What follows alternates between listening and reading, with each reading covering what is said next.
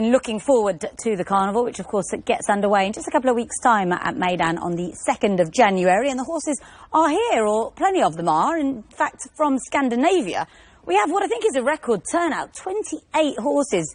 One winner in Ikirk, and they all turn up. It's brilliant. And this was this morning. Had a look at a few of them. See the Shadow and Havana Red are part of a strong team for trainer Francisco Castro. And I think it's brilliant that we have this many Scandinavians, because we could be light in other areas. Yeah, and they will run on the dirt as well. Obviously, that's their predominant surface back home. There's one for Simon Crisford, whose team is looking strong, and more on them as the weeks follow. But yeah, the Scandinavians, as you say, probably buoyed by that, not just the win, but the bold showings elsewhere. There was a couple of horses that ran well on the turf. Trickbag was here last year, and they've all sort of gained experience and knowledge of bringing the horses over. And I think it's all the more, I wouldn't say remarkable, but interesting that their numbers are so fulsome, because there is now racing taking place in Scandinavia over the winter period. So it's not as if they've got nothing to do back home, but they'll handle the dirt surface very well. The handicap marks have always been an issue, whether they're too on the high side, bearing in mind that they've got a lot of listed in Group 3 races back home, and as a result their marks can be inflated to maintain the status of those races. So they may take one or two runs to sort of fall to an appropriate level, but hopefully they do well. They certainly look big and strong on the track this morning, if carrying the effects of a cold winter back home. But hopefully the purpose of bringing them over so soon is to get that out of them, and come January the 2nd we'll see them competitive again. Yeah, a few new faces among them, including Caroline. That's her horse there, Timo Nurmos, and she was massively helpful to me this morning, because there was no real way of identifying these horses. There she is, and she was telling me exactly who they were and who they belonged to. So many thanks to her. And this is her with Timo Nurmos, who's a 2-year-old, and who she tells me will be aimed at the Albastakia trial on the 23rd of January. So look forward to seeing him in action. And Ambience, one of a strong team for Roy Kvisler as well.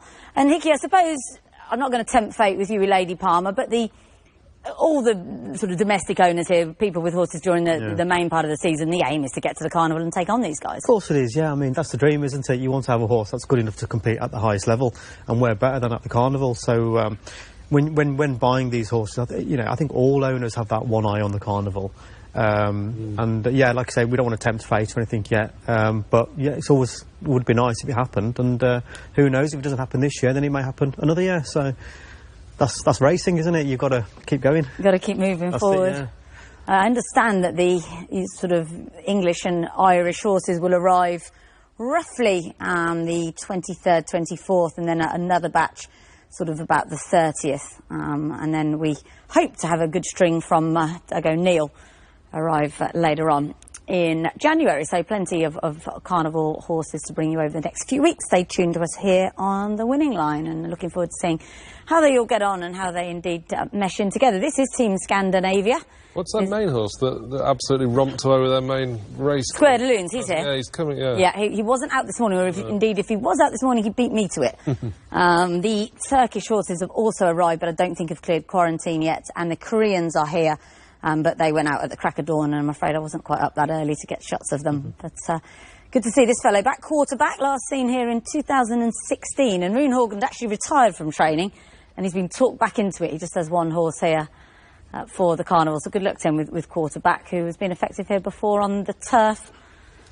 And also, I think, on the dirt as well. And Bull of Wall Street and ES Racco, a couple more for Francisco Castro. Elion Chavez on board there.